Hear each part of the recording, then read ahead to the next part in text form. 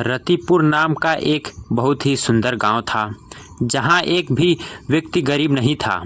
एक दिन इस गांव के किनारे पर एक व्यक्ति रहने के लिए आता है और एक टूटे पुराने घर का इस्तेमाल करता है और फिर वह प्रधान के पास काम मांगने के लिए जाता है। अरे भाई, नए लगते हो, कहाँ से आए हो?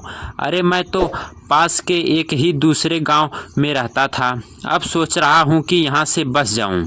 अच्छा, पर तुम यहाँ रहोगे कहाँ प्रधान जी? मैंने गांव के किनारे पर एक टूटा घर देखा है, सोच रहा हूँ कि उसी में रहकर लूँगा। अच्छा, तो उस पुराने घर में रहना चाहते हो?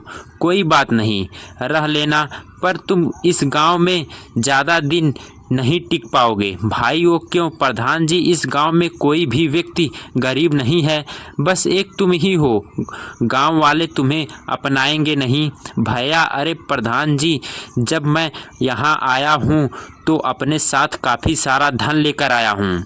आप मेरे गरीब होने की चिंता ना करें, मैं वो पुराना घर नए तरीके से बनवा दूंगा। यहाँ मेरे पास क्यों आए हो?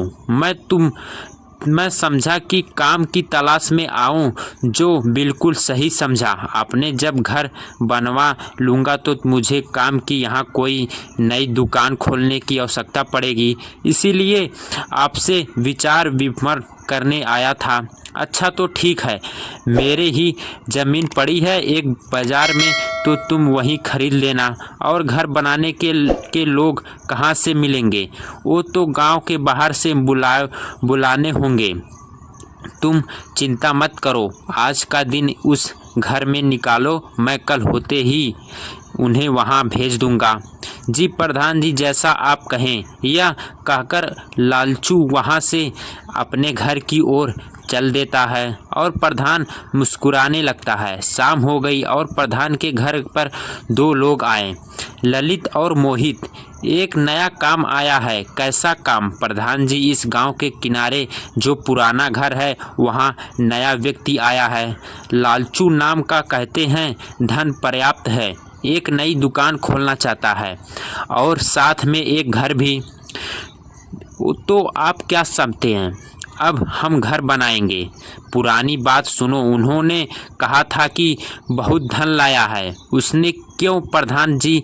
सही समझा है तुमने। वो तो ऐसी बात है, तब तो हम उनका घर बनाने के लिए कल ही चले जाएंगे और शाम तक काम पूरा कर देंगे। ठीक है, अब काम पर लग जाओ। तुम दोनों अगले दिन लालिच और मोहित लालचू के घर के सामने खड़े थे। अरे भैया, लालचू यही रहते हैं क्या? प्रधान जी ने बताया था कि यहीं पता है, पर पता नहीं आप कहाँ हैं। तभी दरवाज़ा खोलता है और लालचू बाहर आता है। हाँ जी भैया, मैं ही लालचू हूँ और यही घर है, खरीदा था। आप बस इसे सही से बना दीजिए, जिंदा ना करिए, साफ कर देंगे पूरा और यह बजरंग घर लगने लगेगा। चक। ठीक है भैया, आप पैसे की चिंता मत करिए, मैं सारा पैसा कमा होते ही दे दूंगा। ललित और मोहित के घर के अंदर घुसते ही वह देखते हैं कि वहां बस एक संदूक रखा है और एक कपड़ों का थैला। ठीक है भैया, तब हम काम शुरू कर देंगे। जी, आप दोनों काम कीजिए, कोई ज़रूरत पड़े तो मुझे बताइएगा। जी भैया जी। सुनो, दोनों को काम करते करते काफ़ी देर हो गई, घड़ी धूप हो चुकी थी। लालचू कहता है, भैया मैं आप दोनों के लिए कुछ खाने को ले आता हूँ। जी भैया जी, भूख तो लग गई है, आप आएंगे तब तक हम आज का काम पूरा कर लेंगे। हाँ, पूरा साफ कर देंगे। हाँ ठीक है भैया, आप दोनों लगे रहिए, मैं अभी आया। लालचू वहाँ से यह कहकर चला गया। भैया यह तो गया, अब हम असली काम शुरू करेंगे। काम तो आते ही हो गया था। मोहित, वो कैसे भैया? वो देखो, बस एक संदूक रखा है और एक बक्सा जिसमें कपड़े दिख रहे हैं और कोई भी सामान इस आदमी ने नहीं रखा है। अच्छा, तो वह खजाना जरूर उस संदूक में ही है। आप तो बड़े होशियार हो भैया। चले मोहित, साफ कर देते हैं। दोनों भाई मिलकर उस संदूक को खोलते हैं।